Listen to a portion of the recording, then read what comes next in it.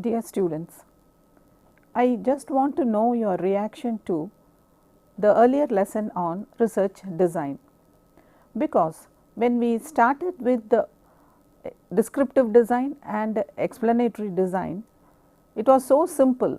Although it consists of a number of steps, it was so simple to understand, but in the case of experimental design, a researcher has to understand a number of important components to it, and all these special terms have a specific meaning in sociological studies that use experimental design.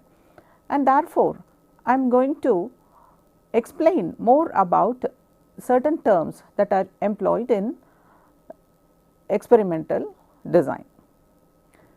While employing experimental design in sociological studies, the researcher must be clear with certain important components of this design.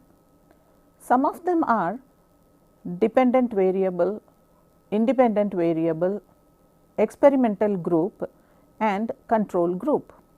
These are the technical terms used in experimental design. First, I will explain to you what we mean by dependent variable. If a variable is assumed to depend on or be caused by another variable, it is called dependent variable. For example, expenditure pattern depends on the economic status of the individual. The second one is independent variable. Independent variable is presumed to cause or determine a dependent variable. For example, gender is an independent variable. Now, what is experimental group? In experiment, a group of subjects to whom an experimental stimuli is administered. This group is called as the experimental group, control group. A group of subjects to whom no experimental stimulus is administered is called a control group. There are three main criteria for causal relationships in social research, which I explained to you earlier. They explain that the variables must be correlated, the cause takes place before the effect, and the variables are non-spurious. I will explain to you what we mean by spurious relationship and non-spurious relationship. Spurious relationship. Sometimes the relationship between two variables are not genuine. The relationship is negative. For example, getting a PG degree and one's weight are not actually related. It is a spurious relationship. Here we find the relationship spurious. The second one is non-spurious relationship. When there is a possible correlation between two variables, it is non-spurious relationship. For example, ice cream sales and summer season.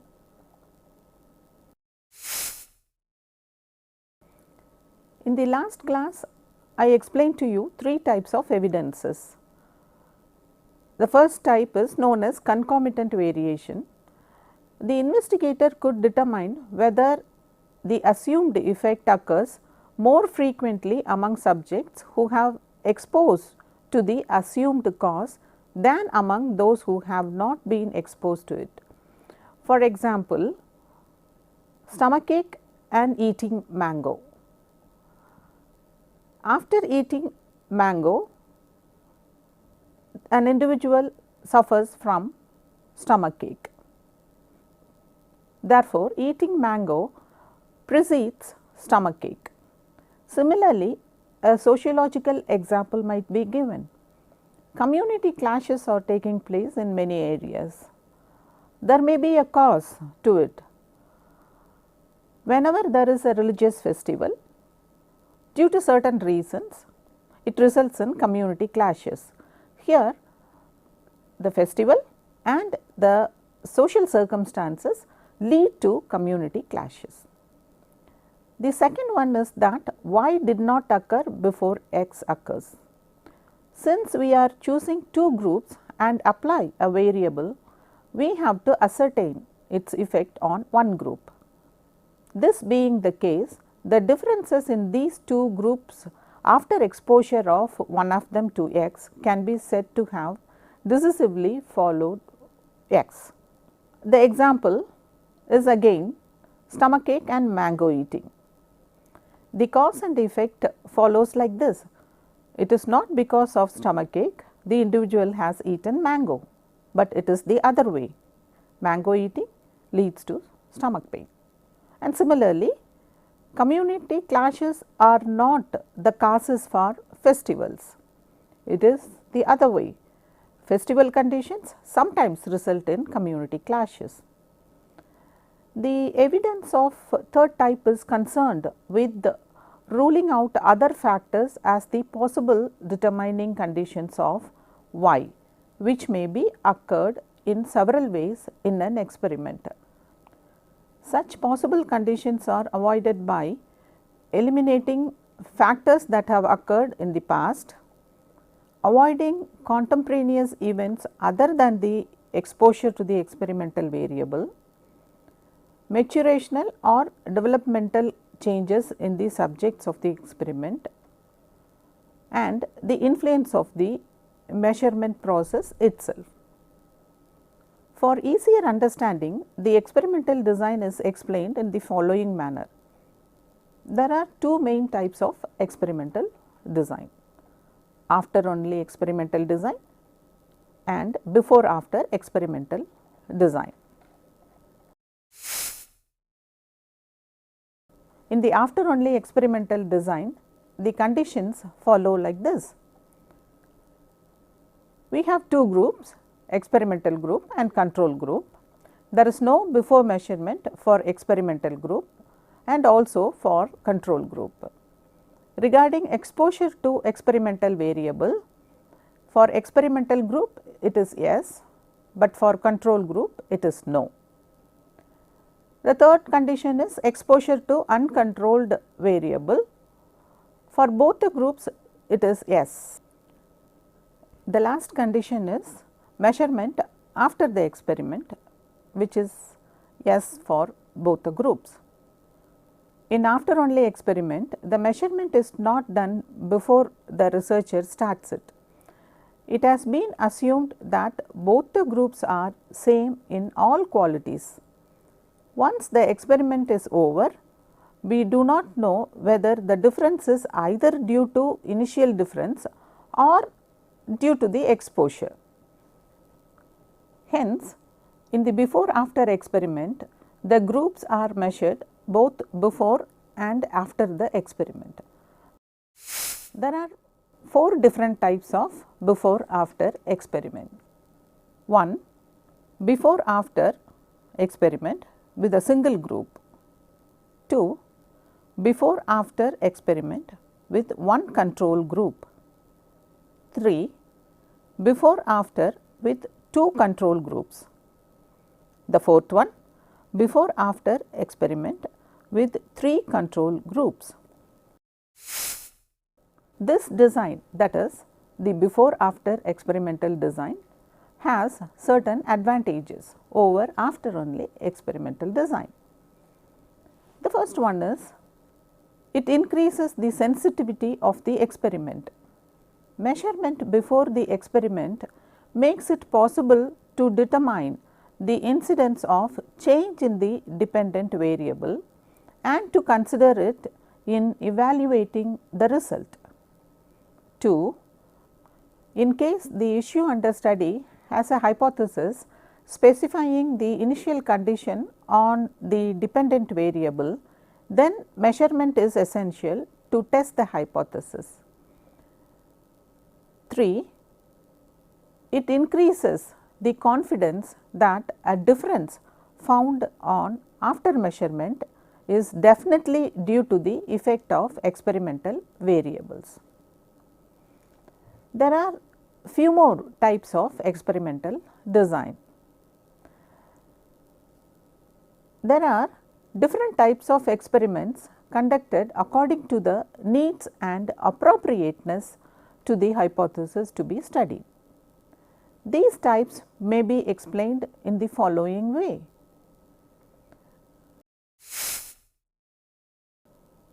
The classical experimental design. The classical experimental design is the basic form of experimental design.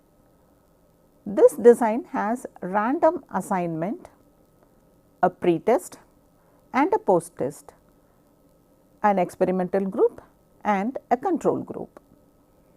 The researcher randomly divides the subjects into two groups and measures their attitude with the questionnaire before starting the experiment.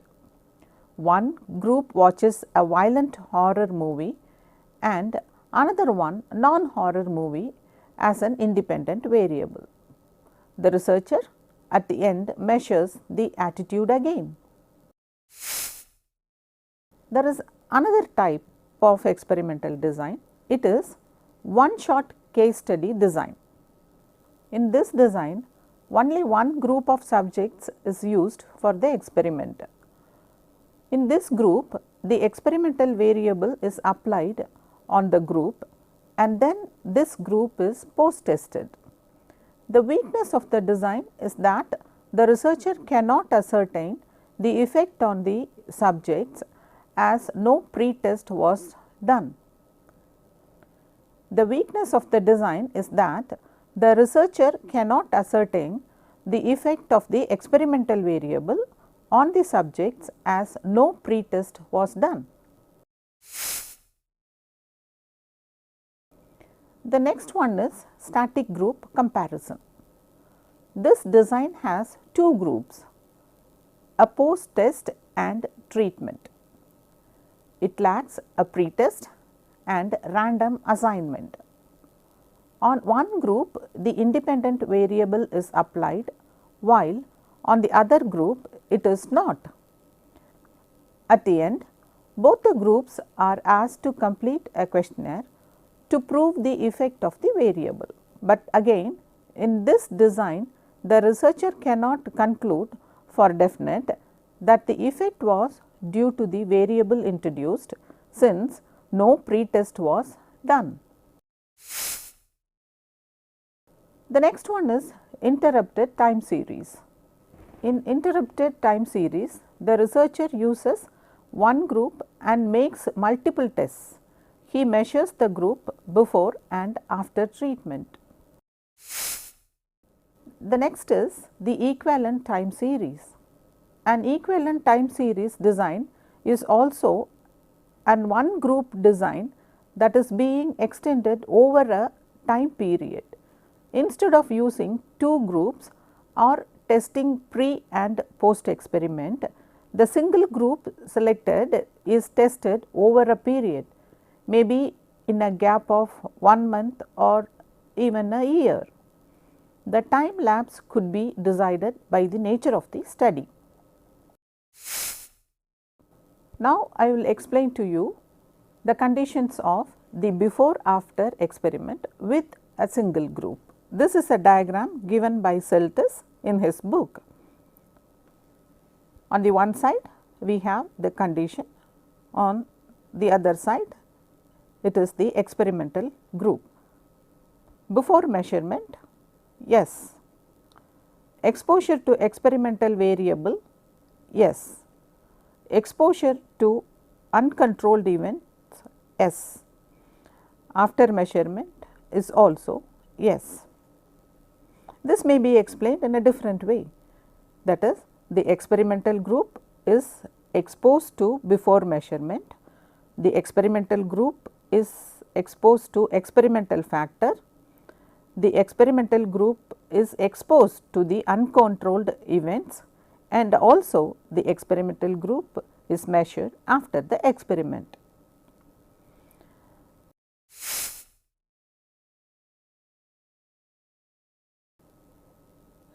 Now, the explanation is followed with the before after study with one control group. Here also we have the condition, then experimental group 1, then experimental group 2. Under condition we have before measurement. For both the groups it is yes. The second condition is exposure to experimental variable. For the first group it is yes, for the second group it is no. The third condition is exposure to uncontrolled events. For both the groups it is yes. Lastly, measurement after the experiment, it is yes for both the groups. A comparison of these three designs may be presented in the following manner. The objective of exploratory design is to get insight into new problems or areas, whereas the objective of descriptive and diagnostic design is to describe a phenomena.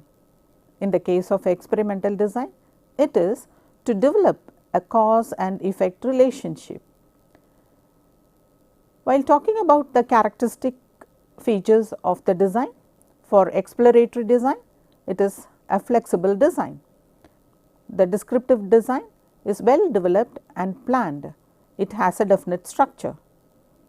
In the case of experimental design, it involves manipulation of one or more variables. Lastly, about the methodology, the exploratory design, non-probability sampling, no pre-planned analysis techniques, expert survey, secondary data or case study, descriptive and diagnostic design, probability sampling, pre-planned, primary and secondary data. In the case of experimental design, it has a well defined sampling plan, experiments under controlled or natural conditions are conducted. Different types of designs are available for social investigators. They have to choose one among them that will suit the research problem to be analyzed. The researcher must opt for the most appropriate design that will yield good result to the research question he is trying to study. We have come to the end of the experimental design, and I would like to sum up and repeat what we studied under research design earlier, that is in the previous class. A research design is a map or plan developed to guide the researcher. It is a blueprint for collection, measurement and analysis of data. It primarily addresses the following questions. Why is the study being conducted? What is the study about? When will the study be carried out? Where will the study be conducted? What is the kind of data required? Where is the data available? What is the technique to be adopted for collecting data? What is the method of data collection? And what is the method of data analysis? What is the sampling method? What is the method of reporting? All these questions are thought of and decided in advance while preparing the design itself. I have explained few designs that are followed frequently in social research. They are the descriptive design, the exploratory design, the diagnostic design and the experimental design. Under experimental design, we studied about two important designs, the before after experimental design and the after only experimental design. I am sure students, now you have got a very clear idea about the designs that are employed in sociological research. Now students, I have two questions for you to answer. They are: question number 1, explain after only experimental design. Question 2, what is before after experimental design? Discuss its advantages over after only experimental design. Bye students.